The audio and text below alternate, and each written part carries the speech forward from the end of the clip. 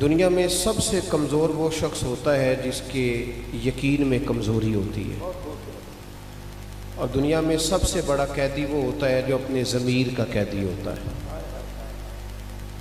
یقین جب لوگوں کے کمزور ہو جاتے ہیں پھر ان میں قوت فیصلہ ختم ہو جاتی ہے، پھر انسان اس کے لیے مشکل ہو جاتا ہے سمت کا تعین کرنا کہ میں نے جانا کدھر ہے، میری منزل کیا ہے، دراصل میں کون ہوں، میں یہ جو صبح سے شام تک سفر کر رہا ہوں تو میں کس لیے کر رہا ہوں، اس بیچارے کو خود نہیں پتہ ہوتا۔ یقین ایک ایسی دولت کا نام ہے جو سب سے پہلا فائدہ انسان کا یہ کرتی ہے کہ اس کے دل کو سکون عطا کرتی ہے۔ میری باتوں کی سمجھ آ رہی ہے آپ حضرات؟ اور یقین جو ہوتا ہے وہ اس کے لیے چلنا آسان کر دیتا ہے۔ تمام نبیوں کی قومیں بڑی بڑی سخت ہوئیں، حضرت ہود علیہ السلام کی قوم بڑی سخت قوم تھی۔ یہ جو سخت لوگ ہوتے ہیں نا، یہ بلیک میل کر لیتے ہیں، کبھی ڈرا کے، کبھی دھمکا کے، کبھی دبا کے۔ پریشر ہوتا ہے نا، ہمارے دور میں وزیروں کا بڑا پریشر ہے، کئی جگہ پہ پیروں کا بڑا پریشر ہے، تو ڈرتے ہیں لوگ، سہمے ہوئے ہوتے ہیں، مشکلات ہوتی ہیں، ڈرا لیتے ہیں۔ حضرت سیدنا ہود علیہ السلام کی قوم کے سرداروں نے آ کے کہا کہ ہود تو یہ کام چھوڑ دے، ورنہ ہم تیرے ساتھ بڑا سخت رویہ اختیار کریں گے۔ تو حضرت ہود نے ایسا فکرہ کہا کہ اللہ کو اتنا پسند آیا کہ قرآن مجید میں بیان فرما دیا۔ پتہ کیا کہا حضرت ہود علیہ السلام نے؟ سخت قوم تھی، فرمانے لگے فقیدونی جمیعا، اگر میرا برا کرنے آنا ہے تو اکیلے اکیلے نہ ہو، سارے مل کے آؤ، میں دیکھ لوں گا تمہیں، اور ثم لا تنظرون، پھر مجھے کوئی مہلت بھی نہ دینا، مجھے کوئی گنجائش نہ دینا، میں کھڑا ہوں میدان میں، آؤ۔ یہاں تو ہمارے لوگ سہمے ہوئے ہیں، ڈرے ہوئے ہیں، فیصلہ نہیں کر پا رہے۔ دل دین کی دعوت دیتا ہے اور اپنے آپ کو باندھ بوندھ کے سیاستدانوں کے پاس لے جاتے ہیں، ڈرے ہوئے، مقابلہ نہیں کر پا رہے، کمزور لوگ کہتے ہیں جی میں تو نہیں نا چودھری بن سکتا، غریب کا بچہ تو نہیں نا کبھی آگے نکل سکتا۔ او بھائی، آگے نکل ہی غریب کا بچہ سکتا ہے، امیر کا بچہ کیسے آگے جائے گا؟ اس کے لیے تو مشکل ہے آگے جانا۔ تو ہمت پیدا کر۔ کسی شاعر نے کہا تھا حالات کے سہمے ہوئے لوگوں کو بتا دو حالات بدل جاتے ہیں، ایک جیسے نہیں رہتے۔ اپنے اندر استقامت، یقین کی دولت، ہمت۔ میرے رسول پاک صلی اللہ تعالیٰ علیہ وسلم نے یقین کی دولت دی صحابہ کو، یقین کی دولت۔ خود محبوب پاک صلی اللہ تعالیٰ علیہ وسلم تو جب بھی کسی نے دیکھا حضور کو یقین کے مینارے پر پورا، معیار پر پورا اترتے ہوئے دیکھا۔ حضرت ابو سفیان رضی اللہ تعالیٰ عنہ روایت کرتے ہیں، صحیح بخاری میں موجود ہے، کہتے ہیں قبیلہ حوازن کے خلاف جب ہماری جنگ ہوئی نا، جب ہم تبوک کے لیے گئے، بڑا سخت قبیلہ تھا، جنگجو لوگ تھے۔ ان کا لڑائی کرنے کا اسٹائل یہ تھا کہ یہ اپنے تیر اندازوں کو مختلف پہاڑوں کے چوٹیوں پہ بٹھاتے تھے، اور پھر کہتے تھے کہ ایک تیر انداز تیر مارے گا، باقی توجہ کریں گے کہ اس نے تیر کہاں مارا ہے، وہ چھپ کے بیٹھے۔ تو وہ تیر انداز کہتا تھا میں دشمن کو سامنے سے ماروں گا، پھر تم نے دیکھنا میرا تیر کدھر جا رہا ہے، تمہیں بندہ نظر آئے یا نہ نظر آئے، وہ جہاں میں تیر ماروں گا تم نے بھی مار دینا ہے۔ نبی ابو سفیان کہتے جب ہم ان سے لڑنے گئے تو ایک ایک صحابی کو 40 تیر آ کے لگتے تھے، سمجھ نہیں آتی تھی کہاں سے لگ رہے ہیں۔ توجہ ہے میری بات پر؟ یہاں تو سر درد ہو تو لوگ کہتے ہیں پتہ نہیں مجھ سے کیا گناہ ہو گیا ہے، یہاں تو 2 مہینے ٹائیفائڈ بخار نہ اترے تو لوگ کہتے ہیں پتہ نہیں کیا مسئلہ ہے جی۔ وہ خدا کے بندے تھوڑا حوصلہ کر، ٹھہرنا سیکھ۔ زندگی بڑے بڑے امتحان آتے ہیں، اس میں تھوڑا حوصلہ کرے۔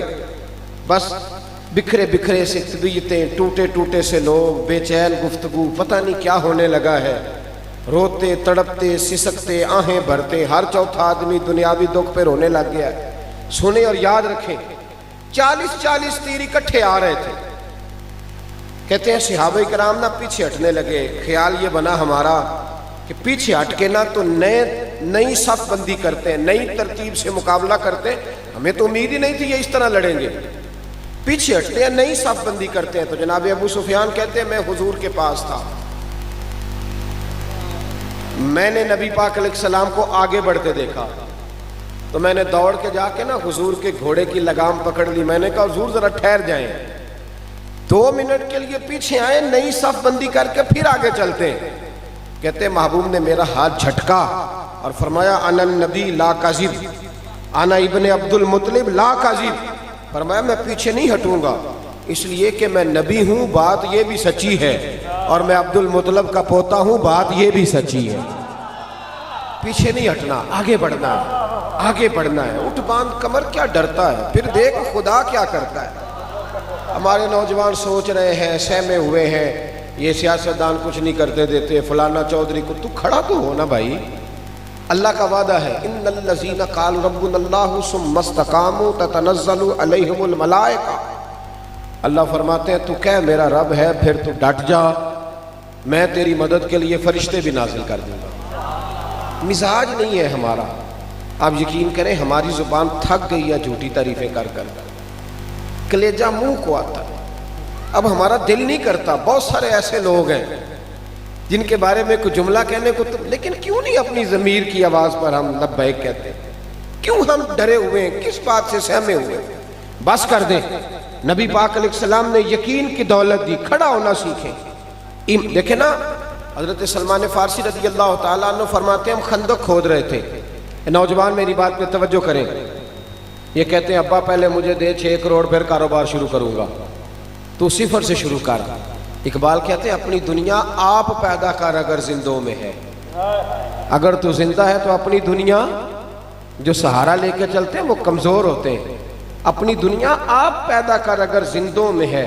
سر آدم ہے, ضمیر کن فقہ ہے زندگی. یہاں تو لوگ سہارے ڈھونڈتے ہیں.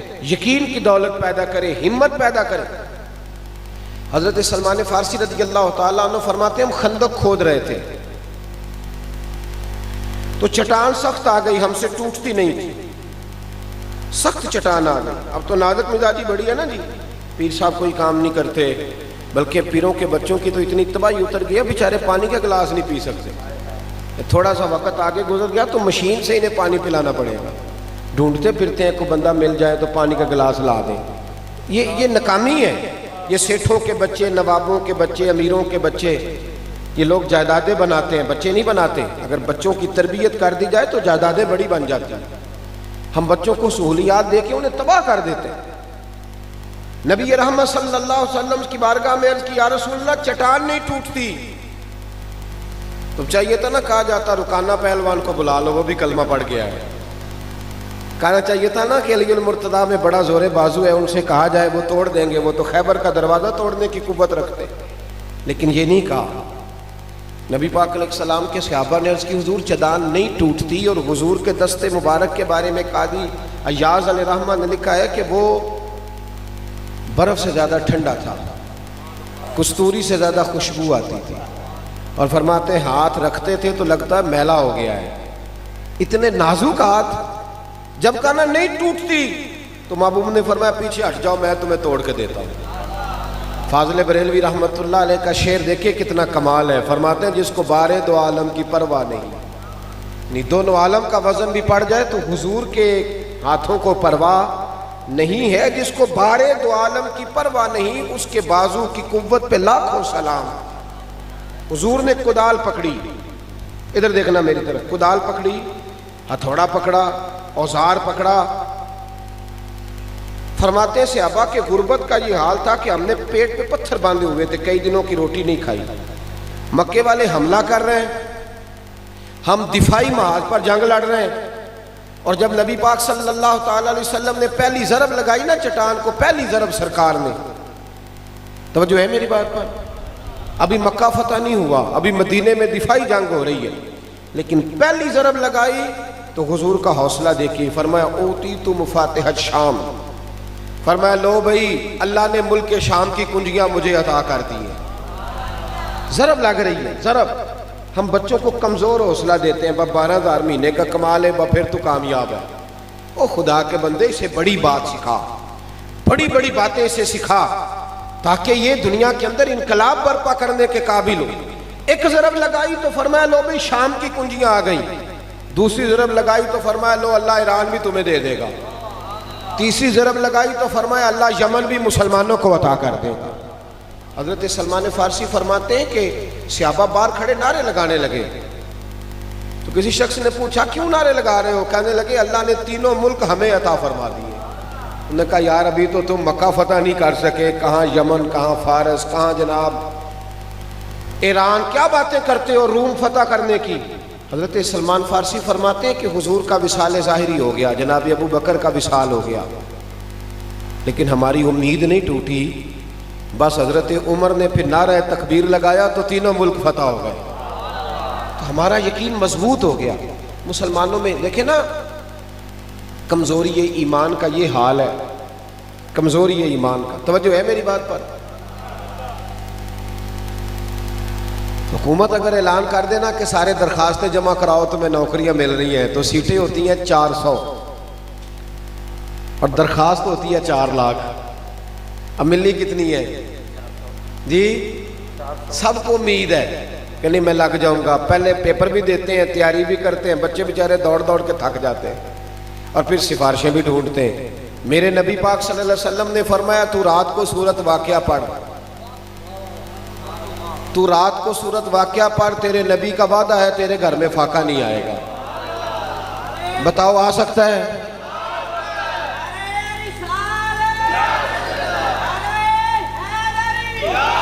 امام خازن نے اس حدیث کی شرح میں لکھا ہے، امام خازن کہتے ہیں کہ حضرت امیر المومنین سیدنا عثمان غنی رضی اللہ تعالیٰ عنہ کا زمانہ تھا، تو جناب عبداللہ ابن مسعود بیمار ہو گئے، شدید بیمار، ان کی بیٹیاں زیادہ تھیں، تو جناب عثمان غنی تیمارداری کرنے گئے گھر میں۔ توجہ ہے میری بات پر؟ تیمارداری کرنے گئے تو جا کے کہنے لگے حضرت عبداللہ ابن مسعود سے کہ آپ کی بیٹیاں زیادہ ہیں، بیٹا نہیں ہے، آپ بیمار شدید ہو گئے ہیں، اب پتہ نہیں کیا صورت ہوگی، تو میں چاہتا ہوں کہ میں خزانے میں سے ایک کثیر حصہ آپ کو دے دوں تاکہ آپ کی بچیوں کے معاملات بہتر ہو جائیں۔ تو جناب عبداللہ ابن مسعود پتہ کیا کہنے لگے؟ بیٹیوں کی فکر ہوتی ہے کہ نہیں ماں باپ کو؟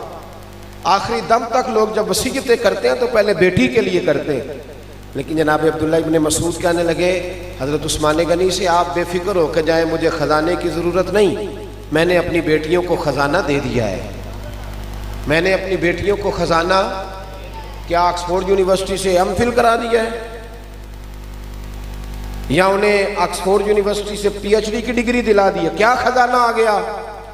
جناب عبداللہ ابن مسعود کہنے لگے میں نے اپنی بیٹیوں کو سورت واقعہ یاد کرا دی ہے، اور مصطفیٰ کریم کا وعدہ ہے کہ سورت واقعہ پڑھی جائے تو فاقہ نہیں آتا۔ فرمایا بے فکر ہو کے جائیں، سورج اپنی جگہ چھوڑ سکتا ہے، چاند ٹوٹ سکتا ہے، پر میری بیٹیوں کو فاقہ نہیں آ سکتا۔ اپنے اندر یقین کی دولت پیدا کر۔